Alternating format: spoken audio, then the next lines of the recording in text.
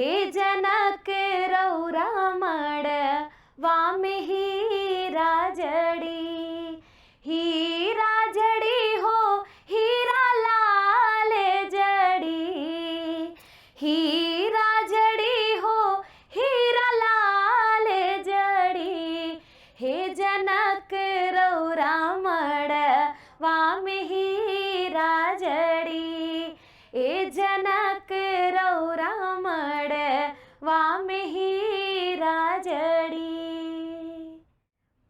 स्वरों की मिठास, संस्कारों की धारा, हर दिल में जगाए अपनापन प्यारा।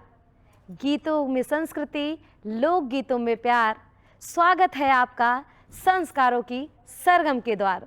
नमस्कार, प्रणाम, राम राम।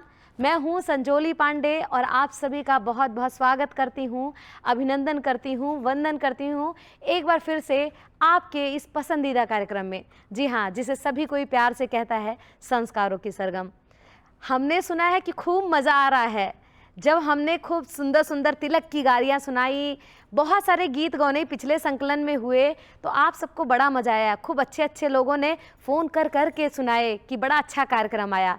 लेकिन आज का संकलन और भी खास होने वाला है, क्योंकि देखिए बारात पहुंच चुकी है राजा जनक जी के द्वार में। माड़ो एकदम गुलजार है, सब कोई पहुंच गया है, वरमाला हो चुकी है, द्वारचार हो चुका है। अब बारी है उन रस्मों की जहां हम अलग अलग भाव से जुड़ेंगे। दोस्तों, माड़ों में अब आएगा दूल्हा दुल्हन का जोड़ा, साथ ही पंडित जी मंत्रोच्चारण के साथ कराएंगे विवाह। लेकिन इन सब से पहले एक बड़ी खूबसूरत सी रस्म हमारे यहाँ निभाई जाती है। जी हाँ, उत्तर प्रदेश, बिहार, मिथिलांचल, हर क्षेत्र में एक बड़ी खूबसूरत प्यारी सी रस्म होती है, वो है डाल पूजा। डाल पूजा को डाल चढ़ाना भी कहते हैं, अलग अलग क्षेत्रों में इसे अलग अलग नामों से जाना जाता है। डाल पूजा क्या होती है? एक सुंदर सी डलिया जो 16 श्रृंगार गहनों से, कपड़ों से भर करके, डाल पूरा सजा करके माड़ों में लेकर के जाया जाता है, और उसमें होता है 16 श्रृंगार का सामान, कपड़े, गहने और बहुत सारी चीज़ें। दोस्तों, आपको बता दें, जब डाल चढ़ाया जाता है तो उस समय बहुत सारे सुंदर सुंदर गीत गाए जाते हैं। डाल चढ़ाने के गीत कैसे गाए जाते हैं वो हम आपको बताएंगे, क्योंकि हमारी जिम्मेदारी है आपको जानकारी के साथ साथ गीत भी पहुंचाना। तो दोस्तों, आइए आवाज़ देते हैं अपनी पहली कलाकार को और आपको आनंद दिलाते हैं इस डाल पूजा के गीत का।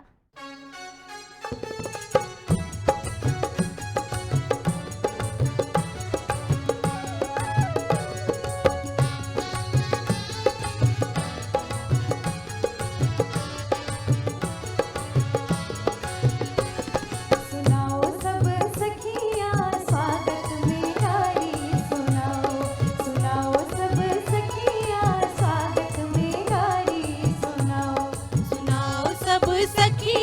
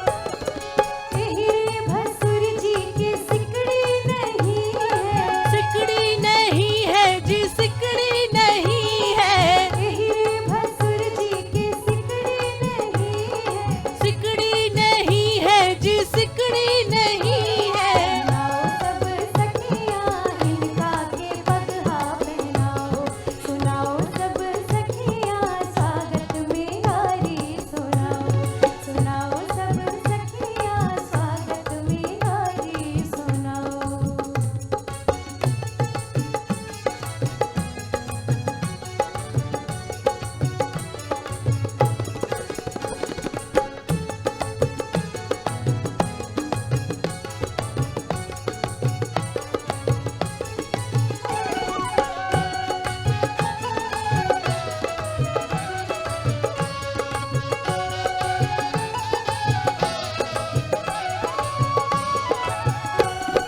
तेरे भसुर जी की धोती नहीं है, धोती नहीं है जी, धोती नहीं है।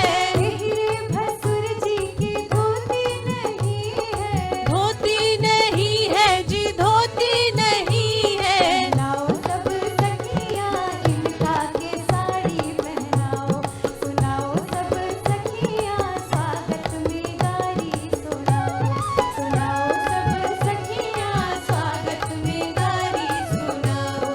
सुनाओ सब सखियाँ स्वागत में गारी सुनाओ, सुनाओ सब सखियाँ स्वागत में गारी सुनाओ, सुनाओ सब सखियाँ स्वागत में गारी सुनाओ, सुनाओ सब सखियाँ स्वागत में गारी सुनाओ, स्वागत में गारी सुनाओ, स्वागत में गारी सुनाओ। संभल कर बैठ जा बन्नी, भसुर माड़ों में आए हैं। चलो देखे सखी हिलमिल साथ में क्या क्या लाए हैं। चलो देखे सखी हिलमिल साथ में क्या क्या लाए हैं। माड़ों में डाल पूरा सज के आ गया है। और मैंने भसुर की बात की। जी हाँ, हमारे यहाँ ग्रामीण अंचलों में जेठ को ही भसुर कहा जाता है और हमेशा उन्हें बड़े भाई जैसा दर्जा दिया जाता है और उन्हें हमेशा सम्मान देने की सीख दी जाती है। जब माड़ों में भसुर आए तो उनके स्वागत में कुछ कुछ चीज़ें सुना दी गई। अब वो डाल चढ़ाने के लिए आए हैं तो बहुत कुछ होने वाला है। सबसे पहले तो भसुर जी हमारे जब माड़ों में आएंगे तो जो जेठ द्वारा चुनरी उड़ाई जाती है वो रस्म होगी। एक तरफ ताक पाट भी दिया जाएगा जिसे गांव में मौरी कहते हैं। यानी कि रस्में तो चलती रहेंगी लेकिन घर की औरतें कहाँ चुप रहने वाली हैं। वो तो भाई भसुर का मजा लेंगी ही। सखियाँ चुप नहीं बैठती हैं। पूरी रात माड़ो हमारे लोक गीतों से, संस्कार गीतों से गुलजार रहता है। और इसी गुलजार माड़ों में अगर हम अपनी एक सखी को बुला दें और आप तक एक और सुंदर सा भसुर का गीत पहुंचा दें तो कितना चार चांद लग जाएगा। तो चलिए आवाज़ देते हैं अपनी अगली कलाकार को और आप तक पहुंचाते हैं ये सुंदर सा भसुर का गारी गीत।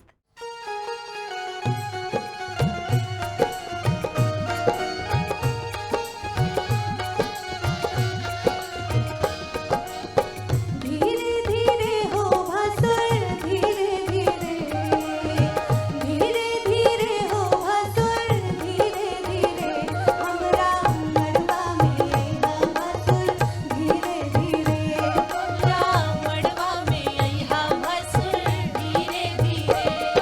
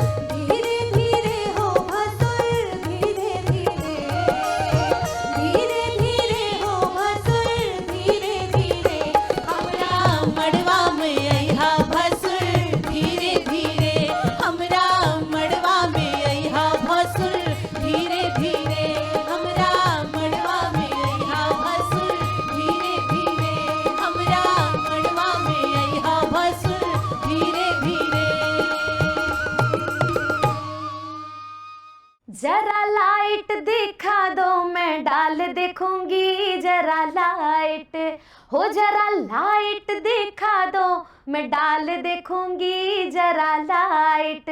डाल होगा खराब गारी दूंगी हजार, डाल होगा खराब गारी दूंगी हजार, इसी माड़ों में भसुर को बांध रखूंगी, जरा लाइट हो, जरा लाइट दिखा दो मैं डाल देखूंगी, जरा लाइट, जरा लाइट दिखा दो मैं डाल देखूंगी, जरा लाइट। हाँ, हमारे यहाँ ये बड़ी सुंदर परंपरा है कि जब डाल चढ़ाया जाता है तो पूरे गांव भर की औरतों की जो नज़रें होती हैं, रिश्तेदारों की जो नज़रें होती हैं, वो डाल पे रहती हैं कि बहनी का चढ़ा है, का लड़की के लिए आया है। इतनी उत्सुकता होती है देखने के लिए, क्योंकि ये सुंदर सुंदर गहने, ये सुंदर सुंदर जेवर, कपड़े एक कन्या को डाल पूजा में मिलते हैं, तो देखने की उत्सुकता महिलाओं को बहुत रहती है। लेकिन उसी समय बहुत सारे गीत भी गाए जाते हैं, गारी भी सुनाई जाती है। मंगनी के टिकवा से मड़ौआ झमकौले रे, मंगनी के टिकवा से मड़ौआ झमकौले रे, धातरी की ए भसुर जी तो के तनिको लजियो ना औले रे, धातरी की ए भसुर जी, अरे धातरी की ए भसुर जी लजियो ना औले रे, धातरी की ए भसुर जी। तो ऐसे ही इतनी उलाहना दी जाती है, इतनी गारियाँ सुनाई जाती हैं माड़ों में कि मत पूछिए। लेकिन आज यहाँ बिल्कुल माड़ो, ऐसा लग रहा है कि हम माड़ों में पहुँच चुके हैं, ऐसा लग रहा है कि बिल्कुल डाल पूजा हमारे सामने हो रही है। तो चलिए आवाज़ देते हैं अपने अगली कलाकार को और आनंद लेते हैं एक और भसुर को बढ़िया से भर भर के सुनाने के गारी गीत का।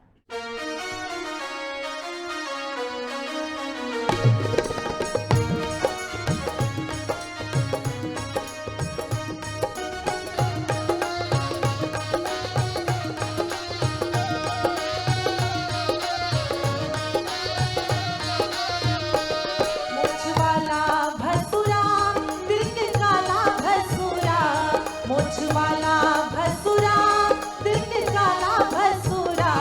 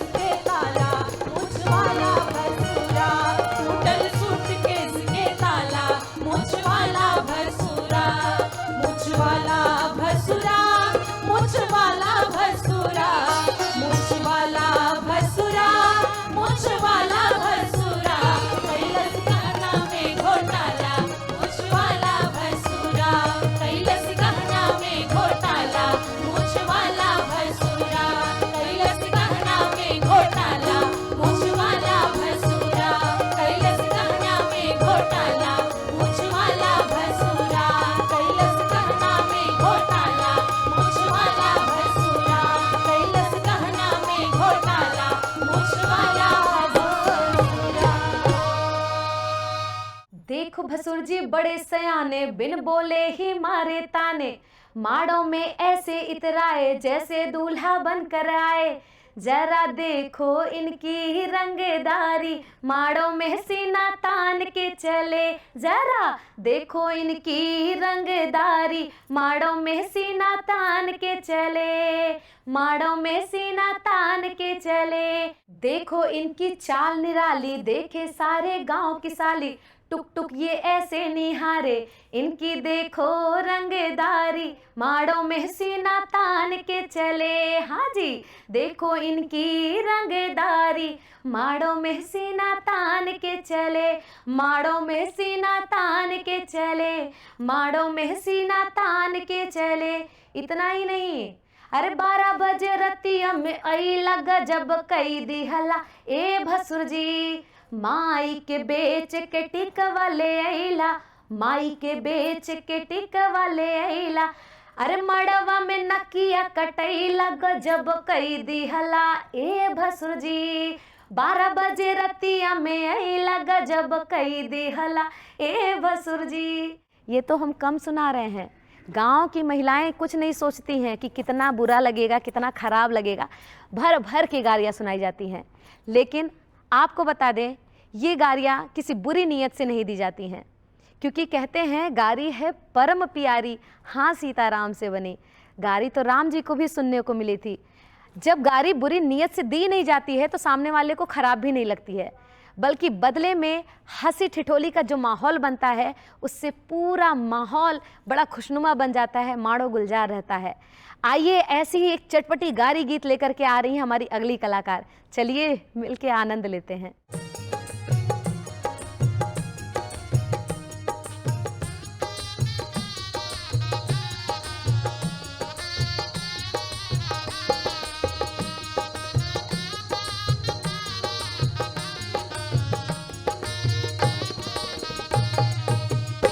भसुर पनवा में खाले पुदीनावा, बड़ा सवकीनावा ना।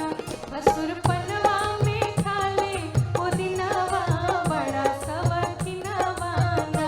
भसुर पनवा में खाले पुदीनवा बड़ा सवकीनवा ना। भसुर पनवा में खाले पुदीनवा बड़ा सवकीनवा ना।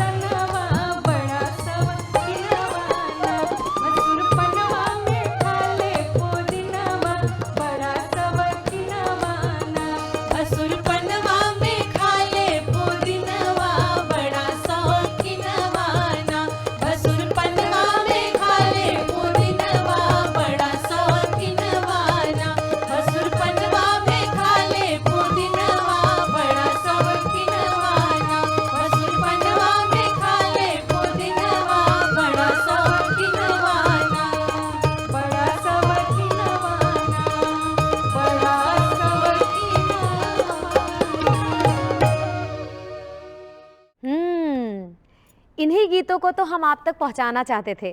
कितने मज़ेदार गीत हैं। अब आप सोचिए माड़ों में क्या माहौल बनता होगा।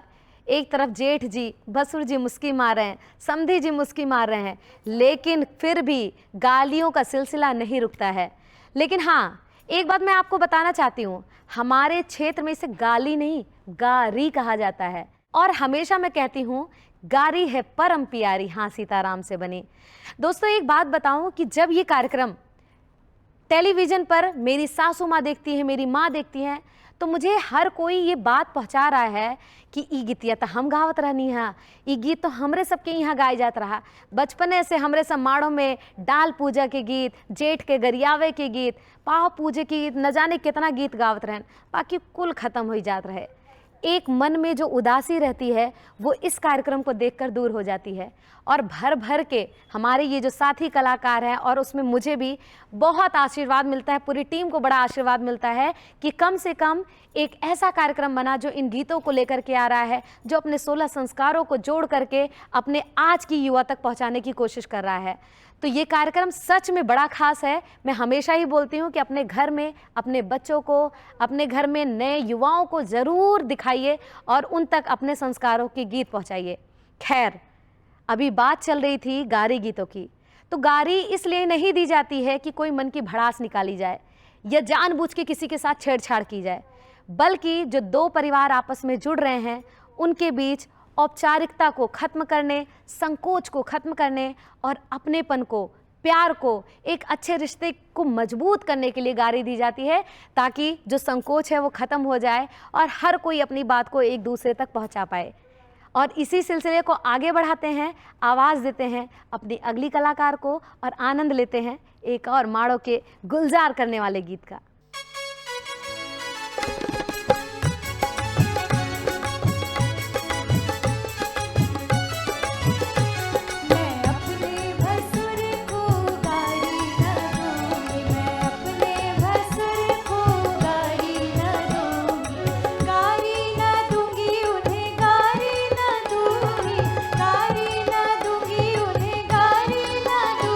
मैं अपने भसुर को गारी न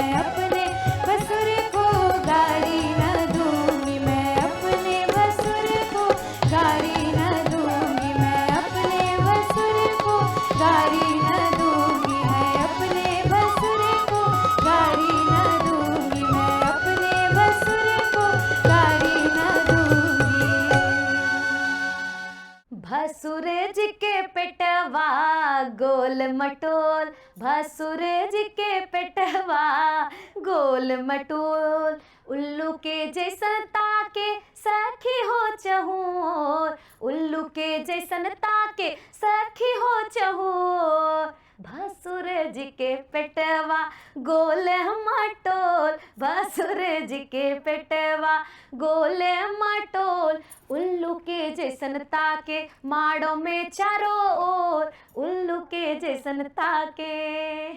ऐसे ही बड़े मज़ेदार मज़ेदार गीत होते हैं।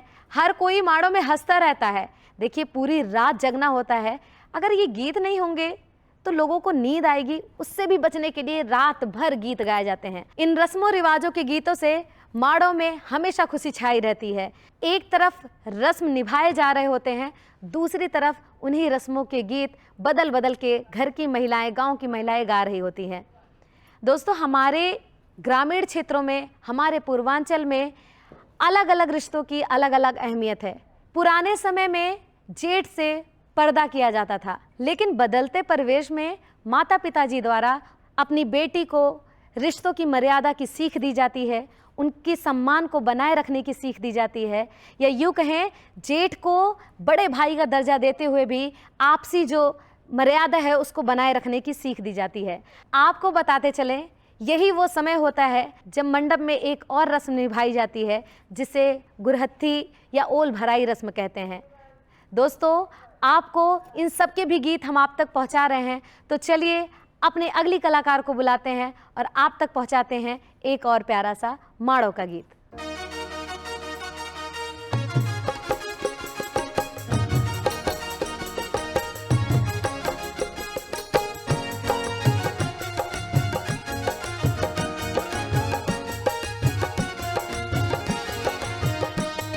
छयलवा को दई हो चुनी चुनी गारी, भसुरवा को दई हो चुनी चुनी गारी। छयलवा को दई हो चुनी चुनी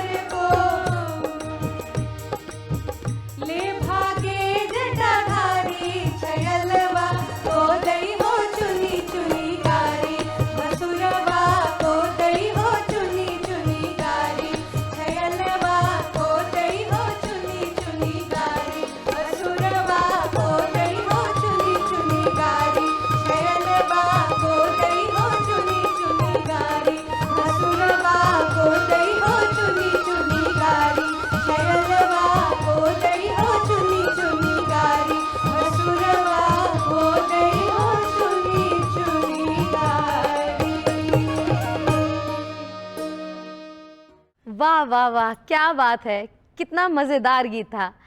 दोस्तों, यही वो गीत हैं जो हम आप तक पहुंचाना चाहते हैं, यही वो जानकारियां हैं जिनका उद्देश्य है कि आप तक उन चीज़ों को पहुंचाना, उस रस्मों रिवाजों को पहुंचाना जो धीरे धीरे हम सभी भूलते जा रहे हैं। लेकिन देखिए, 16 संस्कारों का ये कार्यक्रम संस्कारों की सरगम पहुंचा है विवाह संस्कार में। विवाह संस्कार के अलग अलग रस्मों रिवाजों को हम आप तक पहुंचा रहे हैं, आप उनके गीतों को सुन रहे हैं और हम इस पड़ाव पर आ गए हैं कि अब बारी आने वाली है धीरे धीरे कन्यादान की तरफ, सिंदूरदान की तरफ, पाँव पूजने की तरफ। लेकिन हम इस पड़ाव पे पहुंच तो गए हैं, साथ ही साथ समय देख लीजिए, एक और समय आ गया है आपसे विदा लेने का, और वो मुझे बिल्कुल पसंद नहीं आता है, क्योंकि मैं चाहती हूँ कि आप तक ऐसे ही गीत और जानकारियाँ पहुँचाती रहूँ। लेकिन समय सीमा में हम सभी बंधे हुए हैं, इसीलिए मैं आप सभी से आज विदा लेती हूँ। वादा करती हूँ कि ढेर सारे सुंदर सुंदर मज़ेदार गीतों के साथ, अपने साथी कलाकारों के साथ फिर से आपके बीच आऊँगी और आप तक बहुत सारी जानकारियाँ और गीत पहुँचाऊँगी। तब तक अपनी संजोली को इजाज़त दीजिए और अपना ख्याल रखिए। देखते रहिए हमारा अद्भुत अनोखा कार्यक्रम, जिसके माटी के गीतों में है दम, जिसे कहते हैं संस्कारों की सरगम। हर शुक्रवार रात 9 बजे सिर्फ दूरदर्शन उत्तर प्रदेश पर।